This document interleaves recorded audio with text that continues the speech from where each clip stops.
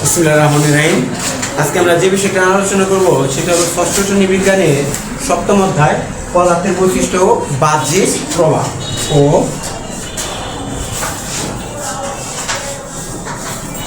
বাহ্যিক প্রভাব। এইটা আমাদের অধ্যায়ের নাম। এখন তোমাকে প্রথমে যদি আমি প্রশ্ন করি যে পদার্থ কি বা কাকে বলে, পদার্থ কাকে বলে, তাহলে তুমি প্রথমেই বলবা যার ভর আছে, জায়গা দখল করে, বল প্রয়োগে বাধার সৃষ্টি করে তাকে কি বলে? পদার্থ বলে। অর্থাৎ আমাদের চারপাশে দেখো অনেক কিছু আছে, যে ব্রেঞ্চ আছে, টেবিল আছে, আমার হাতে একটা মার্কার আছে, তোমার সামনে বই আছে, ব্যাগ আছে, কলম আছে, এগুলো সব এক একটা কি? পদার্থ। তাহলে পদার্থের ক্ষেত্রে আমরা বলবো যার ভর আছে, জায়গা দখল করে, বল প্রয়োগে বাধার সৃষ্টি করে তাকে কি বলে? পদার্থ বলে। তাহলে আমরা যদি পদার্থের কথা একটু বলি, যে পদার্থ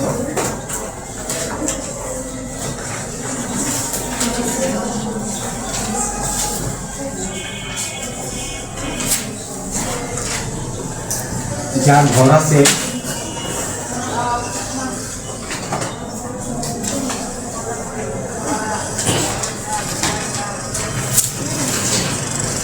জায়গা দখল করে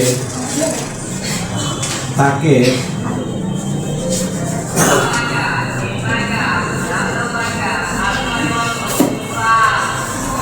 পদার্থ বলে। যে যার ভর আছে, জায়গা দখল করে, বল প্রয়োগে বাধা সৃষ্টি করে তাকে কি বলে? পদার্থ বলে। অবস্থাভেদে আমরা যদি অবস্থাভেদে পদার্থের মাঝে আসি, তো অবস্থাভেদে পদার্থকে সাধারণত তিন ভাগে ভাগ করা যায়। কয় ভাগে ভাগ করা যায়? তিন ভাগে ভাগ করা যায়। তাহলে আমরা বলতে পারি অবস্থাভেদে পদার্থ তিন প্রকার। আমরা যদি এইভাবে লিখি, যে একটা হলো আমাদের কঠিন পদার্থ, একটা হলো কঠিন, আরেকটা হলো আমাদের তরল, আরেকটা হলো আমাদের বায়বীয় বা গ্যাসীয়। বায়বীয়। এই অবস্থাভেদ পদার্থ কত প্রকার? তিন প্রকার। যেমন ধরো এই যে একটা বরফ, এটা একটা বরফের খণ্ড, ধরে নিলাম একটা বরফের খণ্ড, সেটা হলো কঠিন অবস্থায় আছে, তার মানে এটা একটা কঠিন পদার্থ। যখনই এতে বরফের খণ্ডটাকে আমি তাপ দিতে শুরু করবো, তুমি তাপ দিতে শুরু করো, তখন এই বরফের মাঝে যে পানির অণুগুলো আছে, তুমি জানো পানিকে প্রকাশ করে H2O দ্বারা, পানির সংকেত H2O। যখনই পানির অণুগুলো তাপ গ্রহণ করতে থাকে, তখন এদের মাঝে কাঁপাকাঁপি শুরু হয়। কাঁপাকাঁপি শুরু হয় কারণ এরা একটা অণু থেকে আরেকটা অণু দূরে সরে যায়, অর্থাৎ এদের মধ্যে আন্তঃআণবিক দূরত্বটা বৃদ্ধি পায়, আন্তঃআণবিক দূরত্ব বৃদ্ধি পায় এবং আকর্ষণ কমে যায়। এই তাপ দেওয়ার কারণে এই অণুগুলো একটু দূরে সরে গিয়ে সেটা তরলে পরিণত হয়। তখন তরল পদার্থটা ধরো এই অণুগুলো এরকম একটু দূরে দূরে অবস্থান করে। যখন এইটাকে আবার তাপ প্রয়োগ করা হয়, তখন এই অণুগুলো আমাদের কাঁপা কেঁপে আরো বেড়ে যায়। তখন এই অণুগুলো একটা থেকে আরেকটা অনেক দূরে দূরে অবস্থান করে, এরকম ভাবে অনেক দূরে দূরে অবস্থান করে।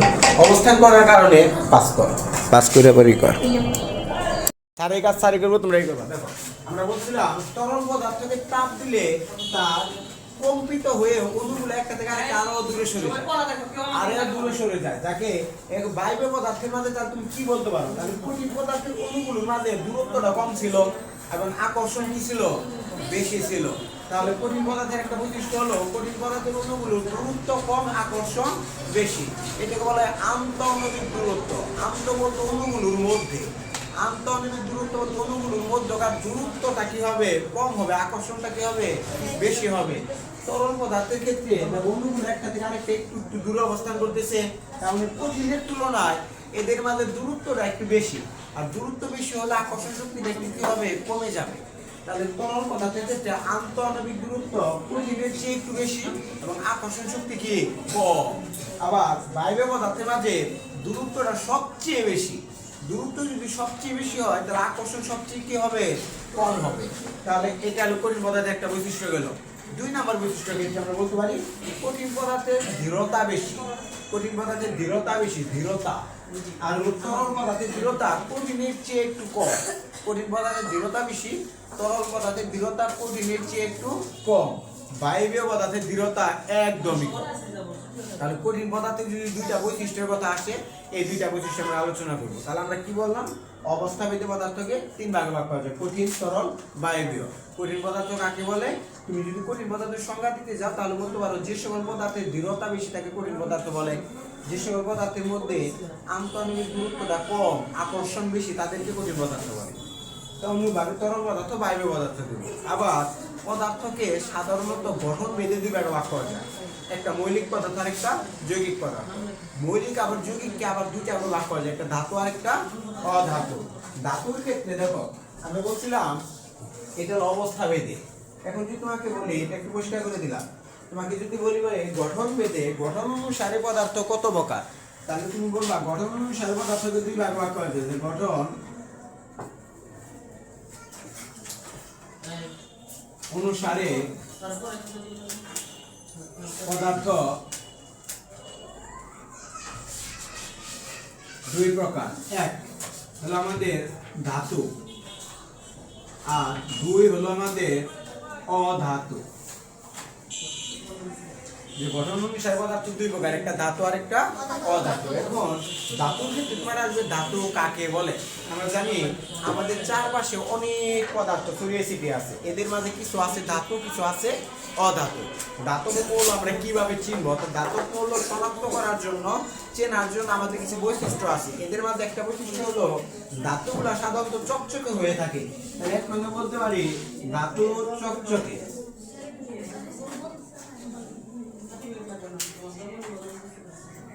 ধাতু চকচকে হবে। দুই নম্বরে যে কোনো ধাতব পদার্থকে আঘাত করলে সেটা টুনটুন বা ঝনঝন শব্দ করে। তাহলে আমরা প্রথমে বললাম ধাতুগুলা দেখতে চকচকে হবে, ধাতুকে আঘাত করলে টুনটুন বা ঝনঝন শব্দ করবে। তাহলে এটা দুই নম্বর বৈশিষ্ট্য ধাতু চেনার ক্ষেত্রে। তাহলে বলতে পারো যে ধাতু কে আঘাত করলে টুনটুন বা ঝনঝন শব্দ করে। তিন নম্বর বৈশিষ্ট্য ধাতুগুলা সাধারণত বিদ্যুৎ পরিবহন করে, একই সাথে ধাতুগুলা তাপের সুপরিবাহী হয়ে থাকে। তাহলে তিন নম্বর বৈশিষ্ট্যের ক্ষেত্রে আমরা বলতে পারি ধাতুগুলা বিদ্যুৎ পরিবাহী ও তাপের সুপরিবাহী। তাহলে লিখি যে ধাতু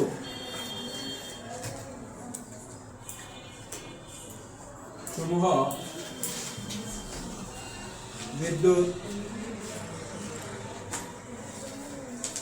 পরিবাহী।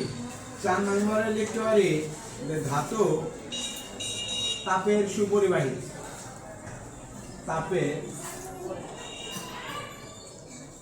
সুপরিবাহী, এটা হলো ধাতুর বৈশিষ্ট্য। আরেকটা দিতে পারো, সেটা কি ধাতুর দৃঢ়তা বেশি।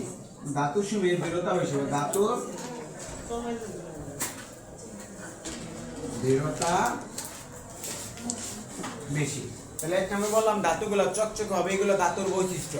ধাতু দেখতে চকচকে হবে, ধাতুকে আঘাত করলে টুনটুন বা ঝনঝন শব্দ করে, ধাতুর সমূহ বিদ্যুৎ পরিবাহী, ধাতুর তাপের সুপরিবাহী, ধাতুর দৃঢ়তা বেশি। এখন তোমাকে বললো ধাতু কাকে বলে, তাহলে সবগুলা পয়েন্ট থেকে একটা একটা পয়েন্ট নিয়ে তুমি ধাতুর সংজ্ঞা দিতে পারো। তুমি বলতে পারো যে সকল পদার্থকে আঘাত করলে টুনটুন বা ঝনঝন শব্দ করে তাদের ধাতু বলে। যে সকল পদার্থ সাধারণত বিদ্যুৎ পরিবাহী তাদেরকে ধাতু বলে। যে সকল পদার্থ তাপের সুপরিবাহী তাকে ধাতু বলে। অথবা যে সকল পদার্থে দেখতে চকচকে তাদেরকে ধাতু বলে। তাহলে তোমাকে যদি এখন আমি অধাতুর বৈশিষ্ট্যের কথা বলি, অধাতুর বৈশিষ্ট্যের কথা, তাহলে ধাতুর বৈশিষ্ট্যের ঠিক বিপরীত হলো অধাতুর বৈশিষ্ট্য। তাহলে তোমাকে বললো অধাতুর বৈশিষ্ট্যগুলো লেখো বা অধাতুর চেনার উপায়গুলো লেখো। তাহলে তুমি কি বলবা? তুমি বলবা অধাতু চকচকে নয়, দেখতে চকচকে নয়। অধাতু দেখতে চকচকে নয়।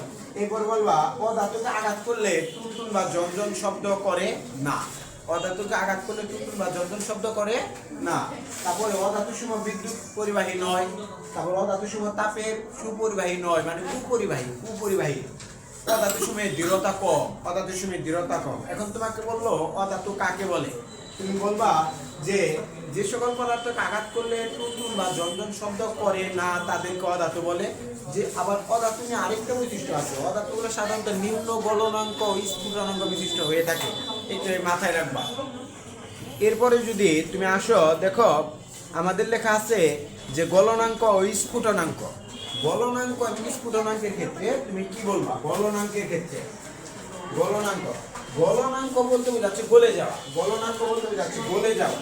এখন গলবে কোন পদার্থ? সবসময় কঠিন পদার্থ গলতে শুরু করে। কোন পদার্থ গলতে শুরু করে? কঠিন পদার্থ। ধরো এক খন্ড বরফকে তুমি তাপ দিতেছো, তাপ দিলে ওটা অবশ্যই গলে যাবে। গলে কিসে পরিণত হবে? তরল বা পানিতে পরিণত হবে। ওইটাকে যদি আবার তাপ দেই তাহলে সেটা ফুটতে শুরু করবে, মানে বড় করতে শুরু করবে। তখন সেটা গলে বাষ্পে পরিণত হতে শুরু করবে।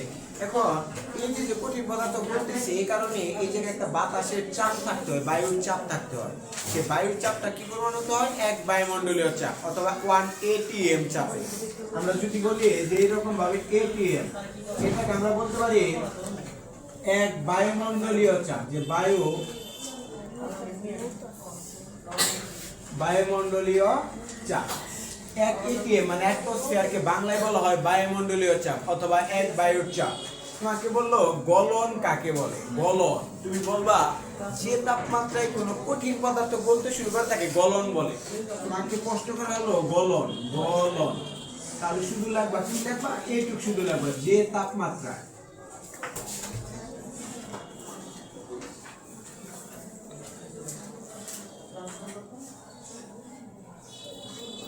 কোনো কঠিন পদার্থ গলতে শুরু করে তাকে গলন বলে। অনুরূপভাবে গলনের বিপরীতটা যদি বলে স্ফুটন, তাহলে কি বলবা? স্ফুটন মানে ফুটা, গলন মানে গলে যাওয়া, স্ফুটন মানে কি? ফুটা। সবসময় কঠিন পদার্থ গলে এবং তরল পদার্থ ফুটে। তার মানে গলনের ক্ষেত্রে তুমি লিখছো কঠিন পদার্থ, স্ফুটনের ক্ষেত্রে আমরা লিখবো তরল পদার্থ। কি করতেছে? গলনের ক্ষেত্রে লিখছো গলতে শুরু করে, স্ফুটনের ক্ষেত্রে লিখবো তরল পদার্থ ফুটতে শুরু করে। তাহলে আমরা যদি লিখি স্ফুটন, তাহলে আমরা লিখবো যে তাপমাত্রায়, যে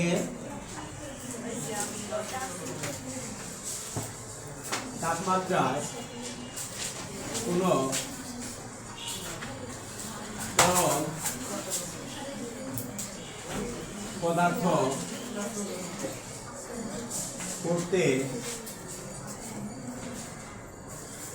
শুরু করে তাকে স্ফুটন বলে। দেখো গলনের সংজ্ঞাটা আমরা কি বললাম? যে তাপমাত্রায় কোনো কঠিন পদার্থ গলতে শুরু করে তাকে গলন বলে, যে তাপমাত্রায় কোনো তরল পদার্থ ফুটতে শুরু করে তাকে কি বলে? স্ফুটন বলে। এখন গলনের সাথে আরেকটা জিনিসের সম্পর্ক আছে, সেটা হলো গলনাঙ্ক। গলনের সাথে আরেকটা জিনিস সম্পর্ক হলো গলনাঙ্ক। আমি যদি এখন দেখি গলনাঙ্ক, তাহলে তুমি কি বলবা? আমি বলছিলাম গলনাঙ্ক হতে গেলে ওই জায়গায় একটা বায়ুর চাপ থাকতে হবে, বাতাসের চাপ। কি পরিমাণ চাপ?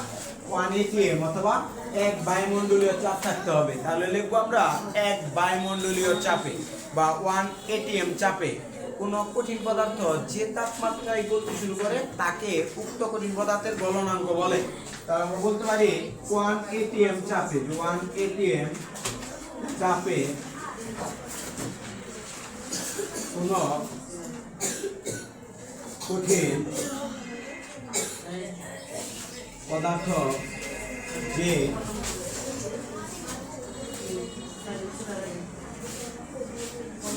তাপমাত্রায়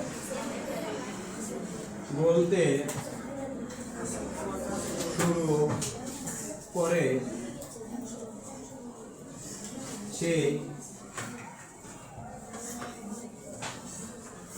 তাপমাত্রাকে কঠিন পদার্থের গলনাঙ্ক বলে।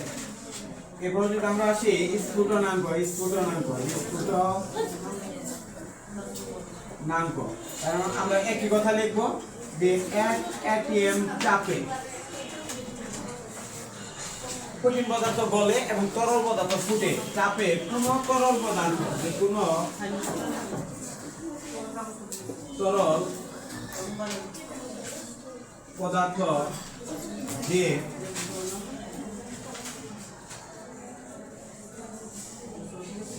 তাপমাত্রায় ফুটতে শুরু করে সেই তাপমাত্রাকে তরল পদার্থের স্ফুটন বলে। যেমন তুমি বলতে পারো পানির স্ফুটনাঙ্ক, পানির সংকেত হলো H2O, এর স্ফুটনাঙ্ক, এর স্ফুটনাঙ্ক হলো আমাদের 100 ডিগ্রি সেলসিয়াস। আর বরফের গলনাঙ্ক, বরফের গলনাঙ্ক